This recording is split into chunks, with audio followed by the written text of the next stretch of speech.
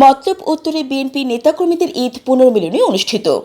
চাঁদপুরের মতলব উত্তর উপজেলা বিএনপি ও সহযোগী সংগঠনের নেতৃবৃন্দকে নিয়ে এক বর্ণাঢ্য ঈদ পুনর্মিলনী অনুষ্ঠিত হয়েছে।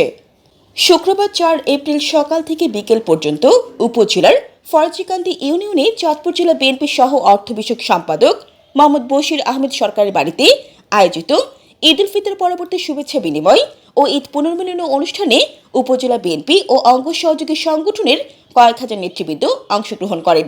ঈদ পুনর্মিলনী অনুষ্ঠানে প্রধান অতিথি হিসেবে উপস্থিত ছিলেন চাঁদপুর জেলা বিএনপি যুগ্ম সাধারণ সম্পাদক ও সাবেক তথ্য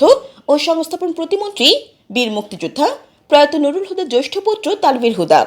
এ সময় তিনি উপস্থিত সকল নেতাকর্মীদের সাথে ঈদ শুভেচ্ছা বিনিময় করেন এবং সকল নেতাকর্মীর সাথে আপ্যায়নে অংশগ্রহণ করেন।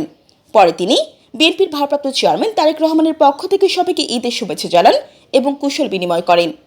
অনুষ্ঠানে উপস্থিত ছিলেন কেন্দ্রীয় যুবদলের সাংগঠনিক সম্পাদক ইসহাক সরকার, চাঁদপুর জেলা বিএনপি সহ অর্থ বিষয়ক সম্পাদক মোহাম্মদ বশির আহমেদ সরকার, সদস্য আব্দুল মান্নান লস্কর, এএসপি মোহাম্মদ খায়রুল কবির, জেলা বিএনপি সাবেক প্রচার সম্পাদক হিরো জাকির, মতলব দক্ষিণ উপজেলা বিএনপি সাবেক সভাপতি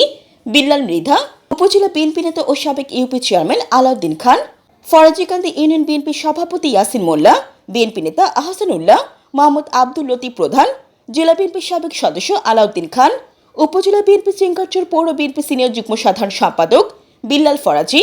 মতলব উত্তর উপজেলা যুবদলের সাবেক সাধারণ সম্পাদক আমির হোসেন আমু, চেঙ্গারচর পৌর যুবদলের সাবেক সাধারণ সম্পাদক আবু সাইদ ব্যাপারী, উপজেলা ছাত্রদলের সাবেক আহ্বায়ক মানিক ফরাজি, জেলা যুবদলের সাবেক সদস্য দেলোয়ার হোসেন, জেলা যুবদলের সহশ্রম বিষয়ক সম্পাদক আবু তাহের সুমন, চাঁদপুর জেলা মুক্তিযোদ্ধা প্রজন্ম দলের সাবেক সাধারণ সম্পাদক মুজাহিদ হোসেন মান্নু, চেঙ্গারচর পৌর যুবদলের যুগ্ম আহ্বায়ক সুমন ব্যাপারী, ইসলামাবাদ ইউনিয়ন যুবদল নেতা মিজান প্রধান, ইসলামাবাদ ইউনিয়ন ছাত্রদলের সাবেক সভাপতি ও ইউপি সদস্য মোহাম্মদ আলামিন প্রমুখ।